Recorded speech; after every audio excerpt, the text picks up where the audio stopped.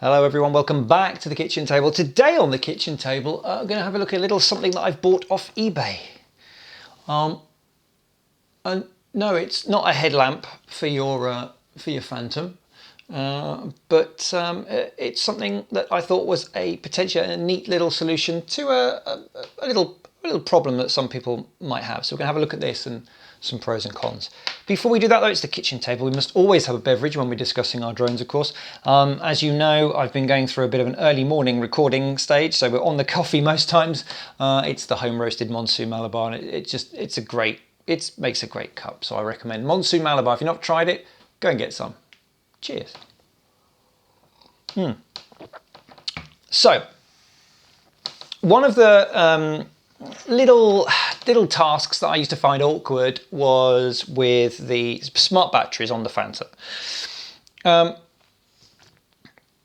Couple of things about LiPo batteries. Because of the chemistry of a LiPo battery, if you leave it in a fully charged state for periods of time, then it can relatively quickly start to lose its maximum capacity. Now,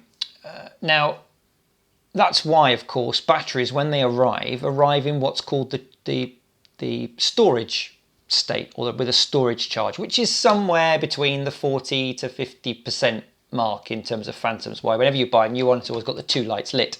And on that basis, I think if they're on a storage charge at room temperature, I think they'll only lose something like 1 or 2% of their maximum capacity a year.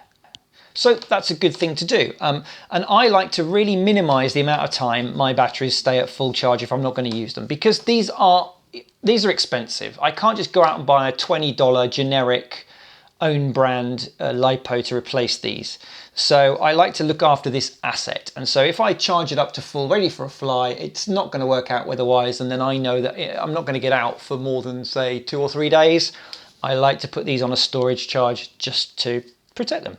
The other thing that can happen if you keep them on full, is they can start to swell slightly. Again, the chemistry inside, if they swell too much and they burst, then fire and brimstone, and it's not a good idea, obviously. Most people I know will recommend that if you have a puffy LiPo, that you don't fly with it for safety reasons. The other thing is that DJI recommends with its smart batteries to keep the percentage calibrated, so that 100% is always 100% of the battery's current capacity, not 100% of the design capacity, because that could be awkward if you think you've got 100% of your design capacity, but you find your way out there and it doesn't. They recommend every 20 to 30 cycles just discharging your battery all the way down so it switches itself off, and then charging it fully, and that will recalibrate between the software and the sensors in here what voltage equals what percentage. So doing both of those things, basically discharging your batteries, is a bit of a pain because there's no button that we can press to do it. It's mainly a question of plugging it into the airplane and aircraft, switching the aircraft on and just leaving it. Now, if you want to do a deep discharge, that's fine. You leave it overnight. If you want to do just down to storage, it can be a problem. So I found this. It's available on eBay. It seems to be everywhere. So I've put links in the description to a general search for this on eBay UK and eBay US. Go and search for it. Basically, it's an automotive type bulb that's been stuffed into a kind of a standard RC clip there, soldered onto this board. And the board is a bit of circuitry, as you can see. Some little chips, little charge controller chips that basically will put a load via the bulb onto the battery, and it will cut out when it hits 3.85 volts. There's a button under here. If you press the button again, it will keep going until it hits 3.5 volts. And the way you do it is you stick it into your smart battery and you switch the smart battery on.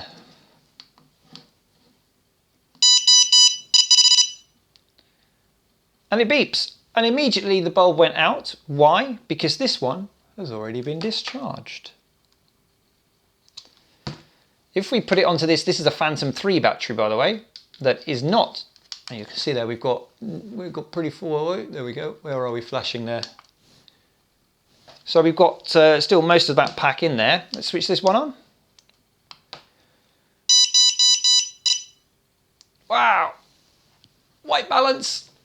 That is really bright. It's kind of hurting my eyes. So what it does is put a load via this bulb, and then there's a little flashing blue LED in here, and the charge sensor in here will take the battery down to 3.85. You can see it's flashing away. I'm gonna have to stop that because I can't actually literally see. And it will automatically kill the load when it hits the voltage, 3.85. Have a look at if that's too high for what you want, you can press it again, take it down to 3.5. And that's it. It's fairly simple and fairly cheap, somewhere between £7 and £12 I've seen them for, so obviously shop around. But I just thought that was quite a nice solution. One major issue I've got with it though is that bulb gets outrageously hot. I have burnt myself. I don't want any sympathy. You probably can't see. There's a little burn. I've already burnt myself on it. And in fact, I left it dangling. The battery stood up there dangling and it was above just a piece of cardboard. And it started to, where is that burning smell coming from? So you need to make sure that this is somewhere non-flammable. And so from that point of view, it's kind of not a full thumbs up from me, but I like the ease of the concept. If the bulb goes, you just get a new bulb. The circuit's clever. It actually means that you can leave it unattended as long as it's not anywhere near any flammables. But I just thought as a way of getting your batteries, your smart batteries down to a storage charge without having to stick them in the aircraft. I did a test. It took on the 3.85 volt setting, it took just under 35 minutes to get a battery from full down to the 3.85 volts per cell basis.